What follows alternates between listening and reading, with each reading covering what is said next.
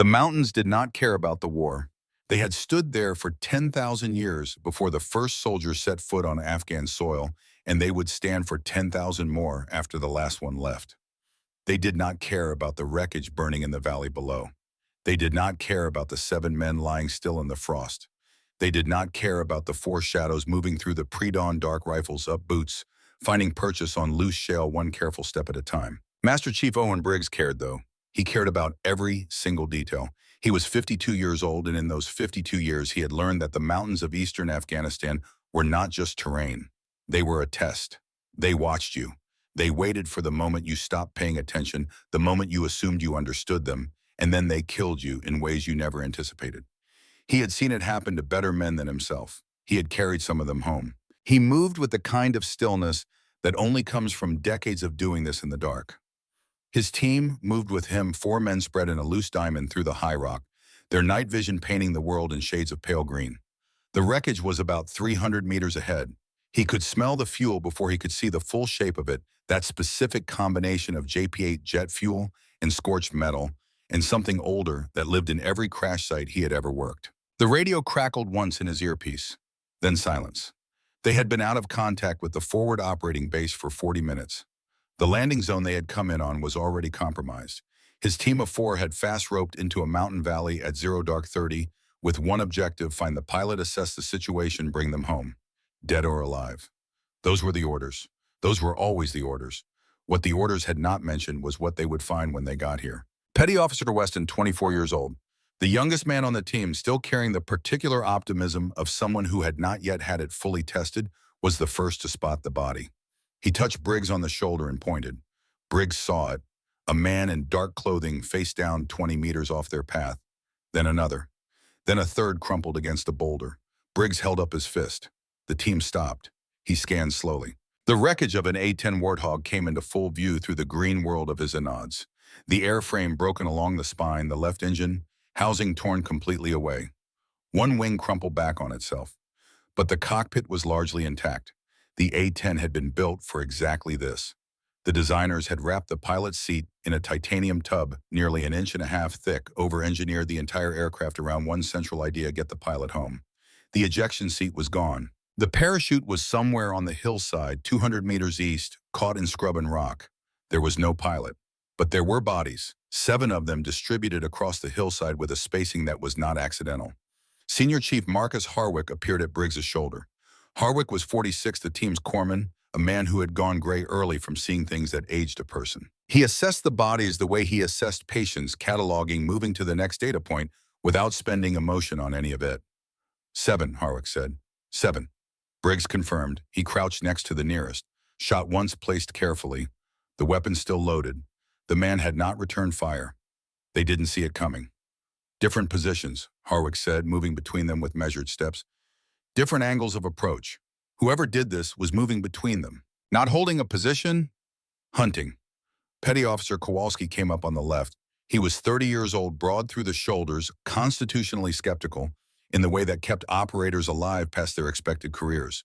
He looked at the 7 men, and he looked at the hillside, and he worked through the arithmetic the same way everyone on the team was working through it, but Kowalski was the one willing to say it plainly. A pilot doesn't do this, he said. Pilots fly.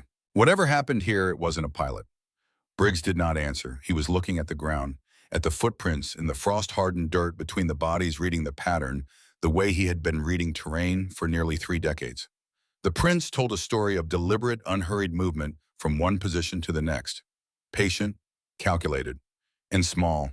Not small like a short man, small like someone built differently than every other person in this valley.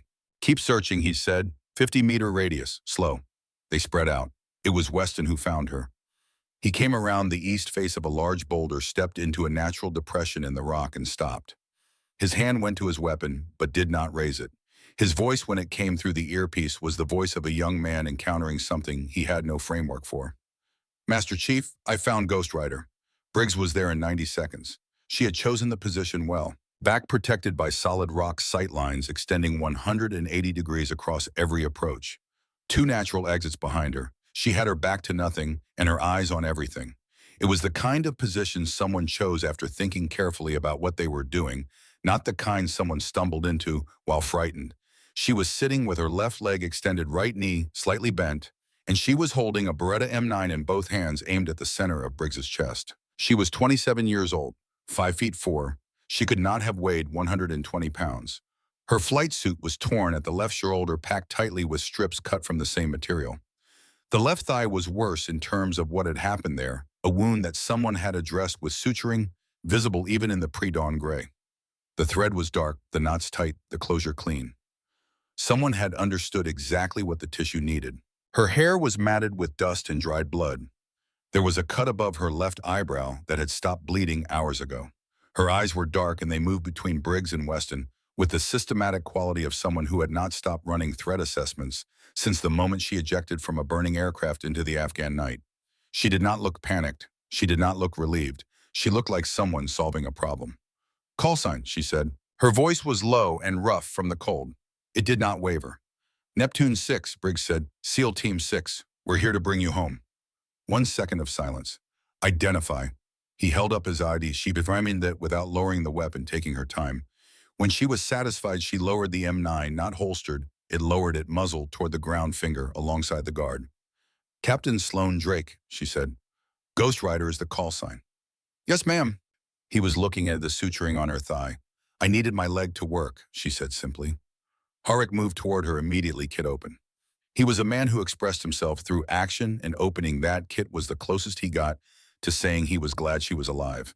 He looked at the wound on her thigh. He looked at the suturing for a long time, longer than he expected to. He had stitched people up in conditions far worse than this, and his results had been good. What he was looking at was better than good. It was deliberate. Whoever had done this understood exactly what the tissue needed, in what order, with what tension. He closed his kit without commenting on it. Some things did not require comment. "The shoulder," he said, "packed correctly. No arterial involvement." She said it without impatience, the way you report a status that has already been checked and does not need rechecking. Then she looked past Harwick. "Weston." Everyone looked at her. "Your man, he came in favoring his right side when he came around that boulder. How long has he been compensating?" Harwick turned to Weston. Weston opened his mouth. "I'm good," Weston said. "I need water and a proper tourniquet," she said to Briggs, "and we need to talk about how we're getting out of here." Briggs gave her the water. He looked at her for a long moment, not the way a man looks at a woman, but the way one operator looks at another, measuring what they see against what they know. He had been doing this work for 28 years. In that time, he had met exactly 3 people who had the kind of stillness she carried. Not calm, not composed. Still the way a rifle is still in the hands of someone whose body has long since stopped needing to be told what to do. He looked at the 7 bodies on the hillside. He looked at her. He did not say anything yet. Kowalski said it. "You're the pilot, Ghost Rider, 52 combat sorties out of Bagram. 53 counting yesterday." He looked at the hillside. He looked back at her. The math was not complicated, and the answer it produced did not fit the category he had for pilots. "No offense, Captain, but pilots deliver ordnance from altitude. They don't—" A small motion of his hand toward the bodies. "I'm aware of the general expectation," she said. "So how—" "I was trained for more than the expectation." She looked at Harwick. "Weston, check him." Harwick went to Weston. He put a hand on the young man's rib cage, and Weston flinched with the involuntary honesty of someone whose body gives away what their pride is trying to hide. "How long?" Harwick said quietly. "Since landing." Weston's voice carried the particular resignation of someone who has lost an argument they were having with themselves. "It's manageable." Harwick's hands were already moving faster. He had felt something he did not like, and he was working toward confirming it. He reached into his kit. He listened. He pressed. His expression did not change because his expression never changed when he was working, but the pace of his hands increased. "Tension pneumothorax," she said from where she was sitting without looking at what Harwick was doing. "Right side." Harwick's hand stopped. He assessed. He worked through the signs. The tracheal deviation was subtle but present, and when he listened, the picture assembled itself into the thing she had named. She had identified it in 30 seconds of observation from 15 feet away, while replacing her own tourniquet with the one Briggs had given her. The thing about tension pneumothorax was that it hid behind subtlety until it did not. Untreated, Weston would lose consciousness in under 10 minutes as the pressure built, compressed, the heart collapsed, the remaining lung function. After that, there was very little Harwick could do that would matter. "Talk me through it," Harwick said. She looked at him directly. "You know the procedure." "I want to know what you know." A pause. Then she set down the tourniquet she had been adjusting and spoke in the same register she used for everything, even clear without a single unnecessary word. Needle decompression, second intercostal space midclavicular line, 14 gauge minimum. Air rush confirms placement. After stabilization, he needs a chest seal, but your immediate priority is the pressure. Harwick was already moving. He had the needle. He had done this before. But he listened to her as he worked because every word she said was exactly right, and the way she said it, the sequence, the precision, the absence of anything performative, told him something he did not yet have language for. The air rushed. Weston exhaled a breath he had been holding for 12 minutes without realizing it. Good, she said softly. Harwick sealed the sight. He checked Weston's breathing. He checked it again. When he looked up, something in his eyes had shifted, not dramatically, not visibly to most people, but Harwick was not most people, and the shift was real. He looked at her hands. She had gone back to the tourniquet, applying it to the correct position on the first try, without looking, without adjusting. "Where did you learn medicine?" he said. It was not quite a question. "My father started it," she said. "My uncle finished it." Kowalski, who had been watching all of this from the edge of the depression, was in the middle of something uncomfortable. He had developed a set of professional categories over 6 years of this work, and those categories had served him well. They were serving him less well right now. A pilot was a pilot, a medic was a medic, an operator was an operator. There was overlap at the margins, there was cross-training, but the fundamental structure held. The woman across from him had just identified a tension pneumothorax from 15 feet, while performing a different procedure on herself, had named the intervention before the team's corpsman reached for his kit, and had delivered the clinical guidance with the kind of sequenced precision that came from having done this enough times that the knowledge was no longer theoretical. The structure was not holding. Briggs ordered the team to organize. They needed to move. The primary landing zone was compromised, and the exfil window was narrowing with the approaching dawn. He pulled out his map, laminated, annotated in his own handwriting, and studied the terrain between their position and the secondary LZ. Sloane stood. She did it without asking for help, without any theater of demonstrating that she did not need it. She simply stood. Her weight went briefly to the injured leg, and she adjusted small and efficient and continued moving. She looked at the hillside around them, the way Briggs looked at it, as a problem with variables, not as landscape. Then she saw the Dragunov. It was lying near the closest body dropped when the man carrying it could no longer hold it. The PSO-1 scope was intact. Sloane walked to it, crouched, and picked it up. She did not look at the rifle as she checked it. Her hands went to the bolt and cycled it without watching. She brought it up and checked the scope's eye relief, made a small adjustment with her thumb. She checked the trigger with a single deliberate press. She tilted the barrel and examined the crown. She set it back down. 4 seconds, a check that would take most people 40. Kowalski had seen it. His mouth had opened slightly. He closed it. "Can you use that?" he asked. She straightened and looked at him. The question sat between them in the cold air. She did not answer it. She walked to where Briggs was studying the map, and she looked at the map too, and she said, "The secondary LZ has northern exposure for 400 meters on the direct route. If they're tracking us, they'll cover that approach first." Briggs looked at her. "What are you recommending?" She pointed. "This ravine. 40 additional minutes, but it keeps us below the ridgeline the entire approach. We give up time and gain concealment." Briggs studied the contour lines. She was right, and he had seen the same thing, and he had been weighing the time cost. She had done the same calculation without him saying a word. "You read terrain from the air," he said. "My father believed you couldn't protect people from above if you didn't understand what they were walking through below." She paused. "He made sure I understood." Weston was on his feet, pale functional, Harwick's hand on his arm. He looked at the woman who had named his injury before the corpsman, whose entire job was injuries. He did not have the right words for what he wanted to say, so he said the true thing. "Thank you, Captain." She nodded once. She was already looking at the hillside. Kowalski fell in beside Briggs as they started moving. He kept his voice low. "She ran that terrain read faster than I did." "I know." "And the medical?" "I know, Kowalski." "And the rifle check." "Keep moving." They moved in the formation. Briggs set Sloane positioned between Harwick and Briggs. She accepted the placement without comment. She moved quietly on the injured leg, each step placed with the economy of someone who understood exactly what each step was costing and spent only what was necessary. The cold was specific at this elevation. It lived in the hands and the lungs, in the intersection of altitude and exertion. Harwick came up beside her during a pause behind a ridge of rock. He had been carrying a question since he sealed Weston's chest. He asked it the way he asked everything directly because the information mattered. Your uncle, force recon medic. 12 years, she said, and he taught you field medicine. Everything he knew. He thought the standard training most people received wasn't adequate for the environments where people actually got hurt. A brief pause. He wasn't wrong. And your father taught you to shoot. He started it, I was 10. She kept walking. He wrote me letters about it when he was deployed, scenarios, problems, questions. I'd write back with my answers, and he'd respond to each one. He was thorough. The word carried something, affection, maybe, or the compressed memory of something that had mattered enormously and still did. He died before we finished. Harwick had been doing the math since Briggs had said the name. Jack Drake, Ghostwriter, Desert Storm 1991. If she was 27 now, she had been 14 then. He did not say this. He had learned long ago that there were things you did not say because nothing you could say would improve upon the silence that was already doing the necessary work. Your uncle finished the rest, he said. 6 years, mostly during academy breaks. We'd spend the time in the field. She looked ahead at the terrain they were moving through. He was very serious about what a person needed to know to stay alive in a bad situation. He didn't believe in doing things halfway. Harwick nodded slowly.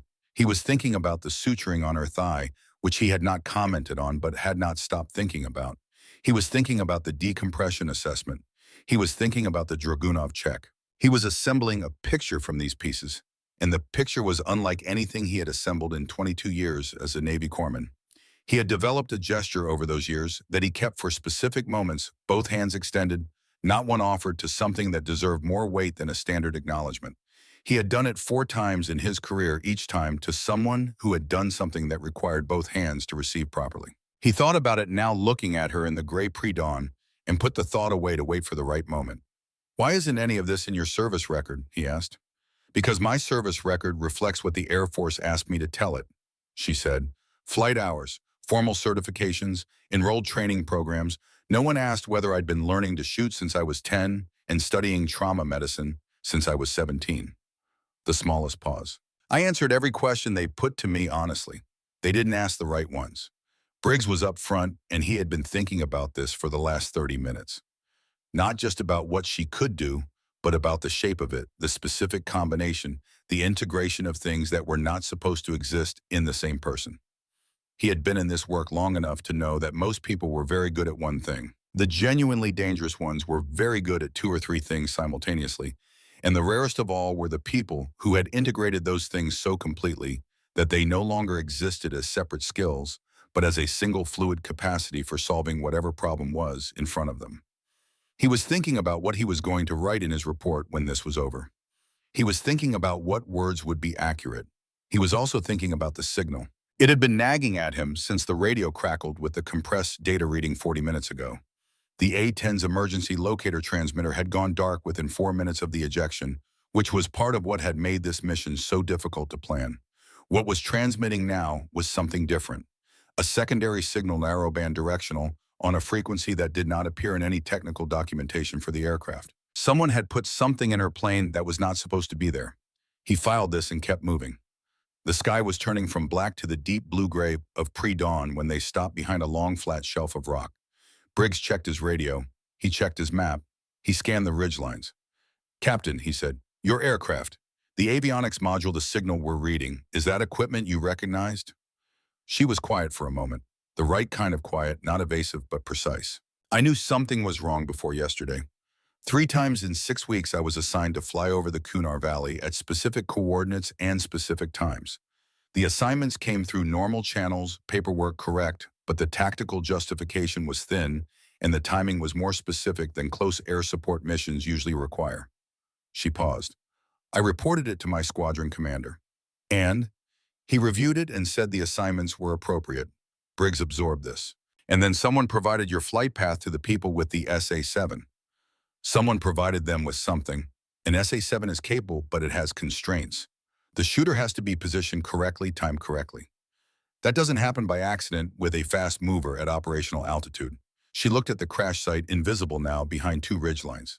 And whatever is in that avionics bay, it's still transmitting, which means whoever placed it knows within 200 meters where we are right now. They want the module back, Briggs said, or they want it destroyed before anyone reads it. She looked at him. Either way, they have a reason to send someone. Briggs looked at Harwick. Harwick had already been thinking the same thing. The radio came alive. Not normal traffic. A data signal compressed brief. Briggs read the display. 3 groups converging, southeast and through the valley floor. The primary LZ was gone. The secondary LZ was 40 minutes through terrain they had not fully scouted, and the signal from the downed aircraft was still broadcasting. Briggs looked at his team. He looked at Sloane Drake. She was already watching the western ridgeline through narrowed eyes, reading something in the angle of the shadows that he could not yet see. "Captain," he said, "how are you with distance?" She did not answer immediately. She looked at the terrain, at the sky, at the quality of light beginning to build at the edges of the peaks. She looked at the Dragunov she was still carrying with the ease of something familiar. Then she looked at him with those dark, steady eyes. "How much distance?" she asked. Briggs gave her the number, 720 meters. He gave her the wind, northeast 12 to 14 knots at elevation gusting. She received this information the way a navigator receives a coordinate, as data, not as challenge. She was already looking at the vegetation on the hillside below them, watching how it moved, reading the pattern of the gusts, building something in her head that the rest of them could not see. She moved to a shallow depression in the rock face, 8 feet to Briggs's left. She went prone. She used Weston's pack to support the front of the rifle. She made one adjustment to the stock, then a smaller one. She settled into the rifle the way you settle into something your body has known long enough that the settling requires no conscious decision. The scope on the Dragunov tracked slightly off-axis from the bore. She had known this since the 4-second check at the crash site. It was a constant, now fully integrated, no longer a variable. She would compensate for it the way you compensate for any known deviation, by building it into the arithmetic before the arithmetic begins. Kowalski was watching from her right. He had been watching since she picked up the rifle. She found the gap between the second and third rocks on the western ridgeline through the scope. The target position was in shadow. She waited. Her father had told her when she was 11 years old, sitting in a coal blind before dawn, that patience was not the absence of movement, but the presence of a specific kind of focus. You were not waiting for nothing. You were waiting for something and precision required that you be ready before it appeared. The shadow shifted, a shape in the gap. She pressed the trigger. The round went downrange and arrived in just under 9/10 of a second and struck rocks 6 inches to the left of where she intended. The scope drift was running hotter than her initial estimate. She made a correction that was entirely internal and entirely immediate. She cycled the bolt. She found the gap again. She waited 3 seconds. The shape reappeared. She pressed the trigger. 720 meters away, the sniper who had been keeping the team against the rock for the last 11 minutes did not fire again. No one said anything for a moment. It was not theatrical silence. It was the silence of people rapidly processing new information and not yet having language for what the processing produced. Kowalski's mouth had started to open and close. Harwick had his hand on Weston's arm and was looking at her instead of at Weston. Weston was looking at her with an expression that had no ready category in his 24 years of experience. She cycled the bolt to clear the chamber. She rose from prone. She did not look at any of them. "We have about 4 minutes before they adjust their approach," she said. "We should move." Briggs looked at her for a moment. Then he said, "Move." They moved. And as they moved, Kowalski fell in behind her, and the revision he had been resisting for the last hour continued, without his permission, accumulating evidence he could no longer argue with. "Where did you learn?" Harwick asked from beside her. He asked the way a professional asks, because the answer mattered, not because he was making conversation. "The same place I learned the rest," she said. Briggs, without turning, "I'm going to need more than that, Captain." She was quiet for 2 steps. The terrain required a portion of her attention. She allocated what remained to language. "My father believed a combat pilot was responsible for the people on the ground. Not abstractly, specifically. He thought if you were going to fly close air support, you had to understand what it felt like to be the person on the other end of the radio waiting for your aircraft. He thought pilots who didn't understand that were flying blind in the most important way." A pause. "He wrote me a letter once that said the best thing you can do from 10,000 feet is know what 10,000 feet looks like from the ground." "So he taught you everything," Kowalski said from behind. His voice had changed registers since the shot. "He started it. He died in 1991. She said it the way you say something that has been true long enough that the saying of it has reached an accommodation with the truth. My uncle finished it." "Why didn't any of it show up in your file?" Kowalski asked. She glanced back. Because institutional records reflect institutional questions. The Air Force asked what it knew to ask. Neither of them thought to ask whether a pilot's dead father had been teaching her to shoot since she was 10. Kowalski absorbed this. So you've been carrying it the whole time. I've been using it the whole time, she said. There's a difference. Briggs stopped the team behind a long flat shelf of rock. He checked the radio. He got a partial signal from the FOB, broken intermittent but enough. He transmitted a compressed situation report. The response came back fragmented. He caught 2 words clearly enough to act on. Third group. He brought up his own optics and scanned the southeast approach. The group was there moving with too much organization and too much discipline for irregular fighters. He studied their equipment as they closed the distance.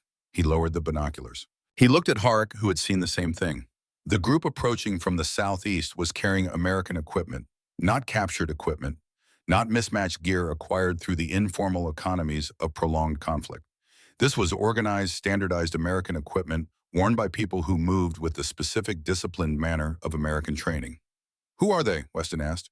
Sloan had been watching them since before Briggs called the halt. They're not here for the Taliban, she said. Her voice had not changed. They're here for the module, and they've known where we are since before we found me. Briggs looked at the approaching group. He looked at the module. He looked at his team. Harik and Weston together, Kowalski to the right. Sloan with the Dragunov watching the southeast with the steady attention of someone who had not stopped working since before any of them arrived. Kowalski, he said, northern flank. Copy. Harwick, Weston needs to be moved at 10 meters back behind that formation. Moving. He looked at Sloan. He looked at the distance. He looked at what she had done at 720 meters with a rifle she had never fired before in a wind she had read with her eyes and a scope drift she had calculated from a 4-second handling. Captain, I need you to hold the southeast approach. She looked at the terrain. She looked at the approaching group. She looked at the Dragunov. Hold it, she said, or stop it. Stop it, Briggs said. She was already moving. She went fast and low the way you move when running is too costly and standing is impossible. Her injured leg giving her information she received and managed without allowing it to alter the pace. The position she wanted was 30 meters southeast on a broken shelf of rock that gave her clear sight lines down the approach while breaking her silhouette against the sky. She reached it in 40 seconds. She went prone. She found the approaching group through the scope, 580 meters, closing. She keyed the radio. Harwick, Weston's status. Harwick's voice came back flat and precise. He's been compensating in that right leg since the second contact. I found shrapnel from the grenade exchange. A fragment nicked the femoral branch. Small, but it's been working. His pressure is dropping. I need 6 minutes minimum for compression and a fluid line. 6 minutes. She looked at the approaching group. Current pace put them inside effective engagement range in 4. You have 6, she said. Start now. She heard him moving. She heard the specific sounds of a very good corpsman working quickly in bad conditions. Packages, instruments, the low continuous murmur of someone talking to a patient who needed a voice to hold on to. She found the lead figure through the scope. She rebuilt the wind calculation the valley was channeling differently now. The morning thermal gradient, creating a cross-valley flow that had not been present 2 hours ago. She integrated it with the scope drift constant. She let the arithmetic complete itself. 540 meters. The lead figure stopped. Raised optics. Scanning. She did not move. The rock shelf was breaking her outline, and the angle of morning light favored her. She was in shadow. They were in partial light. She had chosen the position for exactly this reason. The figure made a hand signal. The group adjusted right, moving to reduce her potential field of fire. It was a tactically sound adjustment by someone who understood the terrain. She had anticipated it. Briggs, she said into the radio, they're swinging right. I need you to cover the new angle when they close to 300. Copy. Kowalski, if anyone breaks left, there's a blind spot at the base of the formation. A pause. Then Kowalski in a voice that was not the voice he had brought to this mountain at the start of the mission, copy, Captain. She looked back through the scope, 460 meters. Behind her, she heard Harwick say in a register she had not heard from him before, less clinical, more present. Weston, talk to me. You're going to be fine. Just stay right here with me. And Weston said something back low enough that she could not make out the words, and Harwick answered, and they were talking. She filed this as handled and returned her full attention to the 430 meters in front of her. Her father had told her the winter she was 13, sitting in a field at first light, The person who waits to react is always behind. The person who has already decided what they will do when the moment arrives is already ahead. The interval between those two people is where the outcome lives. She had thought about that for years afterward, turning it over, and she had come to understand that what he meant was not just tactical. He meant it as a way of living in the world, preparation, not as anxiety, but as readiness, decision made in advance, so that when the moment came, the decision was already done and all that remained was execution. 400 meters. She pressed the trigger. The lead figure went down. The group split immediately, two left, two right, dropping and moving, seeking cover. She was already tracking the rightmost figure, moving toward Kowalski's assigned area. She cycled the bolt and fired. The figure dropped behind rock. She could not confirm. She did not have time. Kowalski fired twice from his position. One result sounded definitive. The leftmost pair was returning fire rounds coming in high and right, their estimate of her position off by roughly 15 meters. She moved 6 feet along the shelf. Repositioned, looked through the scope. A rock fragment struck her left shoulder. Not a bullet, a piece of shale dislodged by an earlier exchange, finally released by the morning's first real warmth working on the frost. The impact was sharp and the burning was immediate. She looked briefly and understood cut not deep, not dangerous. It would stiffen in an hour. She looked back through the scope. The burning was information. She filed it and moved on. One remaining figure in a shallow depression that was providing less cover than the man inside it believed. She found the angle. She waited. He would know he needed to move. He would try to move when he thought she wasn't watching. She was always watching. 20 seconds? 30? He moved. She fired. The last figure behind the large rock stayed, did not advance. After 90 seconds, he began moving backward, keeping the rock between himself and her position, retreating with the disciplined caution of someone who had recalculated the situation and arrived at a conclusion. She let him go. He was retreating and there was no tactical requirement to stop a retreating target, and she needed to preserve what she had for the possibility that the situation was not finished. "Approach is clear," she said into the radio. 1 withdrew. 4 neutralized. Bob Briggs copy. Then after a pause that she recognized as the pause of a man deciding whether to say the next thing, "Good work, Captain," she was already scanning the wider approach. "He's stable." Harick's voice. The clinical quality was still there, but something else had entered it, the particular controlled relief of someone who has been operating at full capacity and reached the far side. "Pressure is coming back. Heart rate 68.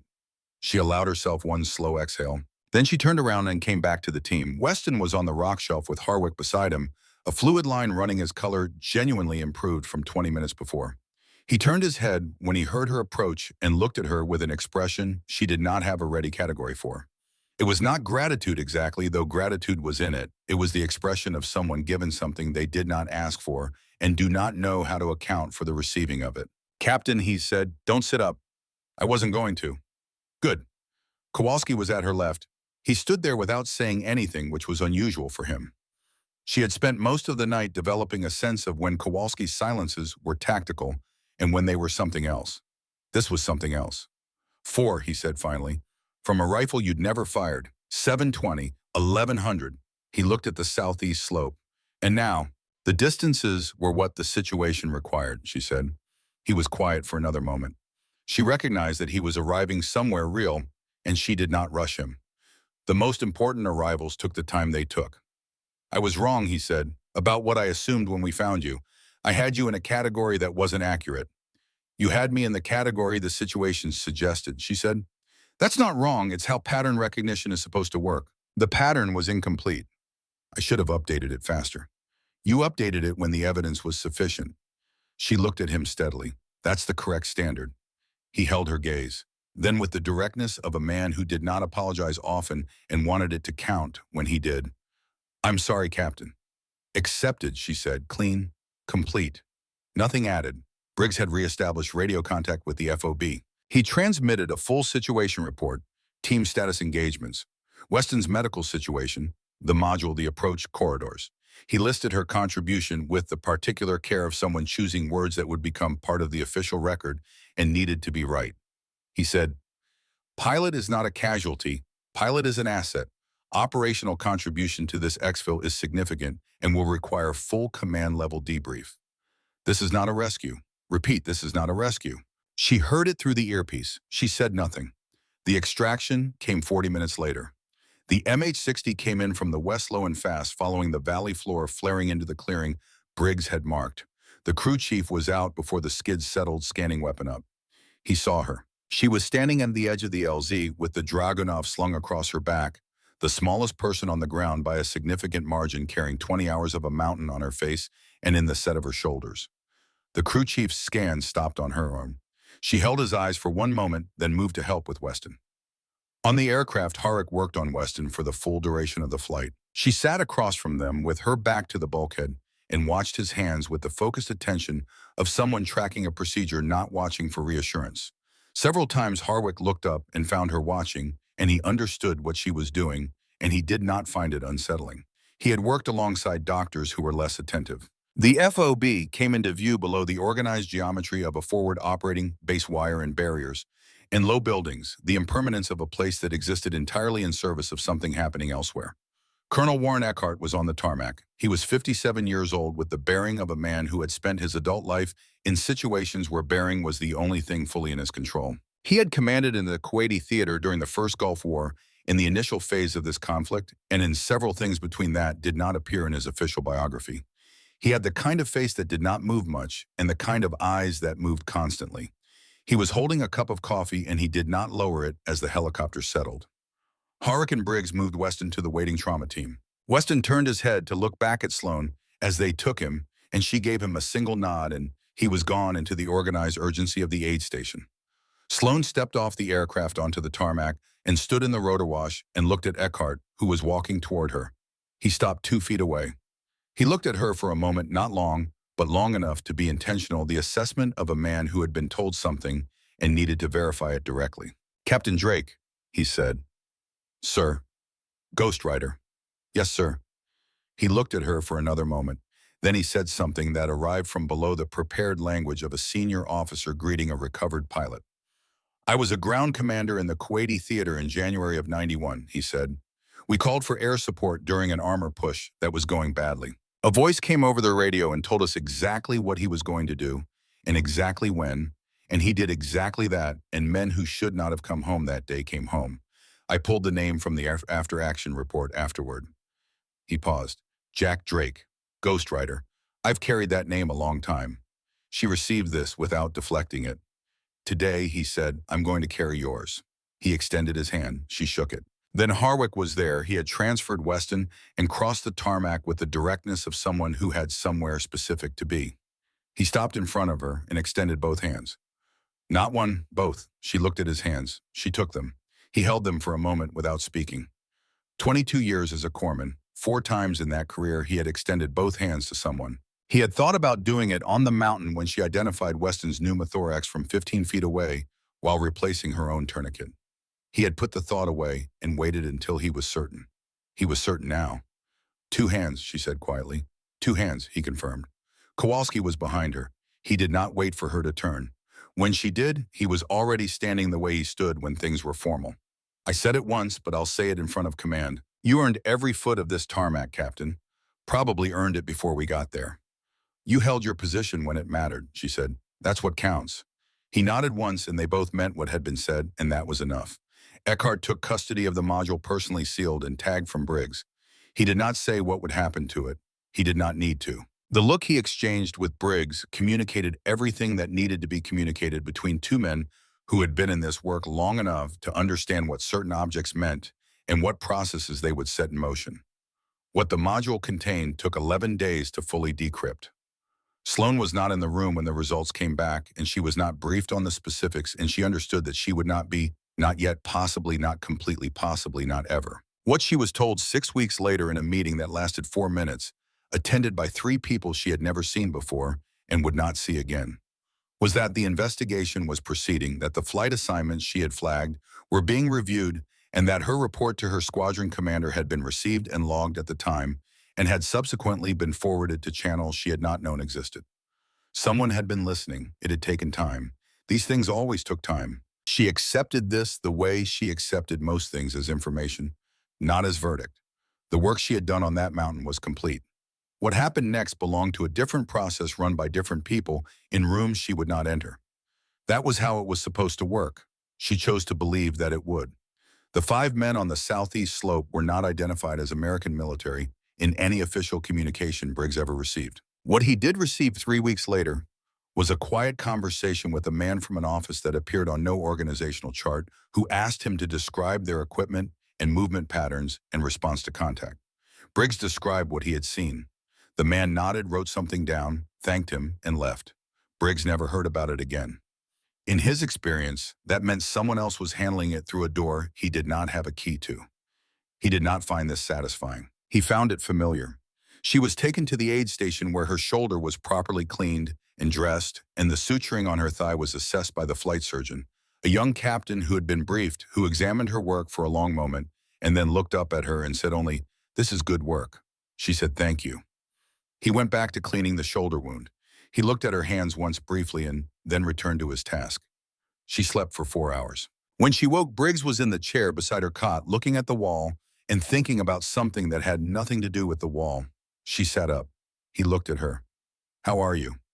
"Better. Weston is in surgery. Surgeon says it's straightforward. 8 weeks and he'll be back." "Good." Briggs was quiet for a moment.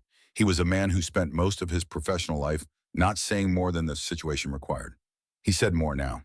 "The report I filed describes your contribution to this mission as significant. It's an inadequate word. It's the word the report has." "Reports use the words they have," she said. "Yes." He turned the coffee cup in his hands. "Colonel Eckhart is recommending a formal review of your operational classification. Someone will sit down with your file and look at the gap between what it says and what you demonstrated. That process takes time." "I know.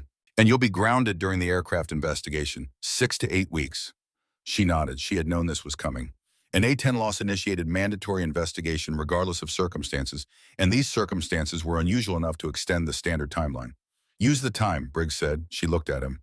"What you did with Harwick on that mountain, talking him through the femoral compression while running the defensive line. I've been doing this work for 28 years. He paused. "I haven't seen that. Not that specifically the integration of it, the ability to hold both things without losing either one." He looked at her directly. "There are people here who need to learn what you know, not the shooting, the integration." She was quiet for a moment. She thought about her father, who had believed that a pilot who did not understand the ground was flying blind in the most important way. She thought about her uncle, who had spent 6 years teaching her everything he knew because he believed that people who went to bad places needed to know more than their job title implied. She thought about the years of letters and early mornings and cold fields and the specific texture of learning something from someone who believed in it completely. "I'll be here 6 to 8 weeks, she said. "Yes, I could put something together." Briggs looked at her with the expression of a man who had thought she might say exactly this. "I thought you might," he said. He stood. He looked at her for a moment with the eyes of someone who had been doing this long enough to know when a morning had added something to the inventory of the world that had not been there the night before. "Get some rest," he said. "You've earned it." He left, 5 months later. The Bagram morning was cold in the particular way of high-altitude cold thin, direct without the moisture that made cold elsewhere feel heavier. The sun was up, but the shadows were still long, and the air had not yet reached the temperature it would reach by midday. The compound was quiet in the specific way it was quiet before the day's work began, a pause that people who lived inside it had learned to recognize and use. 16 people stood in a loose formation in front of a building that had previously been used for equipment storage and had been converted over 3 weeks into something that now had whiteboards and maps, and a small trauma bay, and a firing range positioned precisely 90 meters behind the main instruction space. Some of them were pilots, some were corpsmen, some were combat medics attached to ground units. A few were flight surgeons who had specifically requested assignment to the course after reading the curriculum outline that had been circulating through the medical and aviation communities with the speed that good ideas move when the right people find them. They had not, as a group, ever been trained together. The curriculum they were about to begin had not formally existed before the woman standing at the front of the room had written it. Sloane Drake stood at the whiteboard. Her left shoulder moved, as it had since the injury, fully functional, with a faint awareness in the rotation that was the body's memory of something that had happened there. Her leg had healed cleanly. She had put back the weight she had lost because the flight surgeon had been specific about it, and she had treated his instructions with the same seriousness she brought to all professional guidance from people who knew what they were talking about. The dark circles under her eyes had faded. She had slept the night before with the quality of sleep that comes when a difficult thing has been decided and the deciding is finished. She had called her mother the previous evening, the first call in 9 months that had lasted more than 3 minutes. She had not tried to explain everything. She had said, "I'm okay, Mom. I'm doing something I think matters." Her mother had been quiet for a moment and then had said, "You sound like your father when you say that." Sloane had held the phone after that, just held it, feeling the truth of what her mother had said, and feeling for the first time in a long time that the comparison was not just a weight she carried, but something she had genuinely earned. "I know," she had said. "I think that's okay." Her mother had said your father would be proud of you. She had said it the way you say something that is simply and completely true, without any of the careful hedging that people bring to conditional statements. Sloane had said good night and gone to sleep and slept without difficulty. She looked at the 16 people in front of her now. Pilots and medics, corpsmen and surgeons, people whose training had given them one deep channel of expertise and left the channels adjacent to it largely unexplored, not through any failure of their own, but because the institutions that trained them had been built around a logic of specialization that made sense in many contexts and failed in specific ones. The specific one being when you were in a bad place and the only resources you had were yourself and whatever you had been taught before you got there. She thought about Weston, who was going to be back in 8 weeks, because someone had identified his tension pneumothorax from 15 feet in the dark. She thought about Harwick, who had talked a patient through shock while the person doing the talking held a defensive position alone. She thought about her father, who had believed you could not protect people from above if you did not understand what they were walking through below, and who had acted on that belief by writing letters to a 10-year-old about bullet drop and breathing and the physics of a decision made before the moment requires it. She thought about her uncle, who had spent 6 years teaching her everything he knew, because he thought people who went to dangerous places deserved to know more than their job title suggested they should, who had been very serious about what a person needed to know to stay alive in a bad situation, and who had not believed in doing things halfway. She picked up the marker. She wrote slowly in the deliberate capital letters her father had used when he wrote it in a letter from a deployed location that no longer appeared on current maps. She had been 12 years old when she received that letter, and she had read it so many times that the paper had worn soft at the folds, and she had it still in a box that had followed her from assignment to assignment and sat now on the shelf above her bunk. Heal when you can, fight when you must, know the difference. She set down the marker. She turned to face the room. The 16 people were looking at the board and then at her, and she could see them reading the sentence and doing something with it, not just receiving it, but placing it against what they already knew and finding the spaces it occupied that had previously been empty. Harwick was in the back of the room. He had requested assignment to the course as an instructor the day the curriculum was approved, and the request had been granted without discussion because no one who read the after-action report from the Kunar Valley thought there was any question about whether he belonged there. He was standing with his arms crossed and his expression giving away nothing, which was how his expression always was, and he caught her eye and gave her a single nod. She had received word the previous week that Weston had told anyone who would listen in the casual, persistent way that information moves through tight communities what had happened on that mountain. The phrase she had used in the radio exchange, the clinical instruction delivered while holding a defensive position alone, had entered the informal professional communication of the corpsman and medic community with the speed that only truly useful things achieved. A curriculum request had come from a training command in Virginia. A medical officer in Germany had written to ask for the course materials.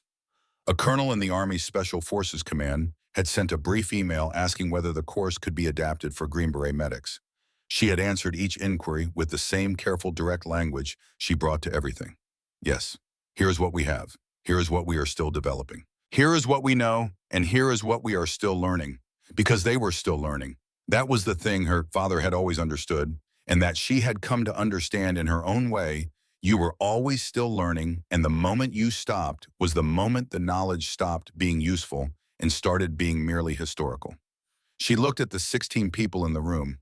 She looked at the sentence on the board. She thought about a valley in the Hindu Kush and a rifle she had never fired and a man's voice in her earpiece describing a patient's deteriorating blood pressure while she tracked a target through a scope at 1,100 meters and the specific quality of a morning that had changed something that would not be changed back. She thought about her father, who had started teaching her at 10 years old and had died at 41, and who had trusted her with everything he knew, as if he understood somehow that she would need it and that she would use it and that it would matter. She thought about her uncle who had finished what her father started and had never asked for anything in return except that she take it seriously. She thought about all of it briefly in the pause before she began. Then she picked up the marker again and faced the room with the steady attention she brought to everything that deserved it. That sentence is where we start, she said. Not because it's simple, it isn't, because it's the problem we're here to solve. Most of you are very good at one part of it. We're going to spend the next 8 weeks making you good at all 3 parts simultaneously in the conditions where it actually matters. She paused. The reason that's difficult isn't technical. The technical part we can teach. The reason it's difficult is that it requires you to hold 2 completely different ways of thinking at the same time without losing either one. That is a skill. It can be learned. It has been learned. She looked at them. I know this because I learned it. She set down the marker. Let's get started. Outside, the Bagram morning was continuing to unfold the way mornings did at this altitude, the cold gradually giving way to something less than cold, the shadows shortening the peaks, losing their dark authority as the sun climbed behind them. The compound was coming alive with the movement and sound of a military installation, beginning its day, the organized motion of people with defined purposes moving toward those purposes. In the room with the whiteboard, 16 people leaned forward. Sloan Drake began. Her voice was the voice she used for everything, even carrying only what it needed to carry and nothing extra.